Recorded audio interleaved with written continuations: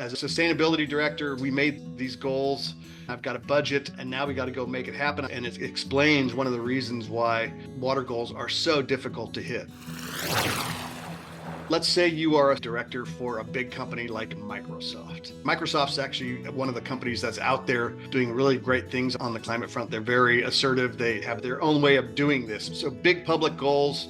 Microsoft has said we are going to be net zero across the board by a certain date, let's say 2030. Net zero energy and net zero water, which is phenomenal. I always want to applaud these goals because these are big, audacious goals, tough to meet. You put it out there in the public, and the only thing that happens is the public starts to grade you on that. So you're exposed, and as a big public brand like Microsoft, it's a big deal. So I applaud the goals. They're good. This is what we want. In the climate world, we want companies to take responsibility for their climate footprints, their energy and their water footprints. So that's great. And now you're a sustainability director, and they go, yikes, we made these goals, and now we got to go make it happen. I've got a budget, and I've got to figure out how to go do this. So you've got energy, which is electricity and your usage, and then you've got water, which is how you use water throughout your operations. And so you start with energy because we've got a long history of doing this. There's 20 years of developing solutions for this, probably longer than that. I think about net zero as a scale. Think of it as a balancing scale. On one side is the bad stuff you do, and bad stuff is just burning electricity. It's the ways that we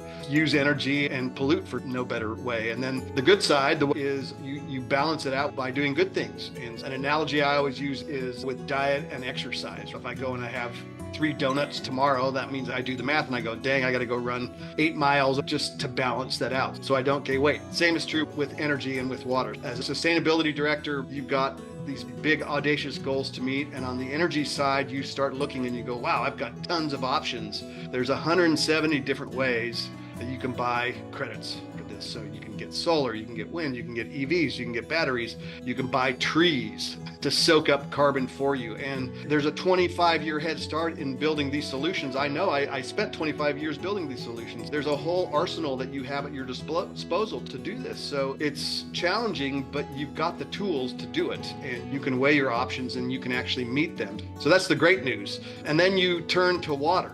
And you've got that same goal, right? Net zero water by, pick a date, by 2030, and we hand you a shovel. And so there's no credits. There's no other ways to do it. It's a big shovel, and you go to a riverbed and you start digging and try to maintain the integrity of that riverbed. And your goal is just to see if you can get 10% more out of that riverbed. Microsoft actually does this. They spend millions on watershed restoration. So that's phenomenal. And then your other choice are valves. So you start going through your facilities. I'm going to replace all my valves. I'm going to replace all my pipes. I'm going to replan my operations. And then you have to do that building by building by building by building. So you can see on the energy side, you've got hundreds of tools, and they're all well established. There's a very well established infrastructure. There's all these financial mechanisms that you have to be able to meet them. And on the water, we give you a shovel. Well, you can imagine which of these goals they hit. That's the difference. Same level of goals, same big public goals that you want to zero out your footprints, but the levels of tools that you have are not even close. That's just a stark difference, and it explains one of the reasons why water goals are so difficult to hit. If you're a beverage company, you need a secure source of water, so you end up trying to buy other companies or other assets that own the rights to water.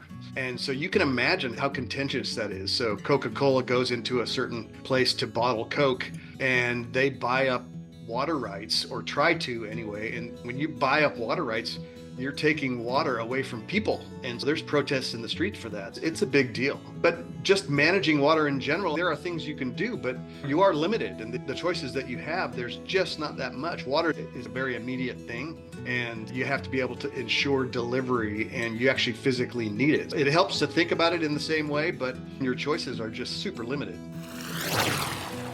If you're a sustainability director struggling to meet your water goals, please contact me directly at mcortez@liquid8water.com. I'd love to talk with you about it.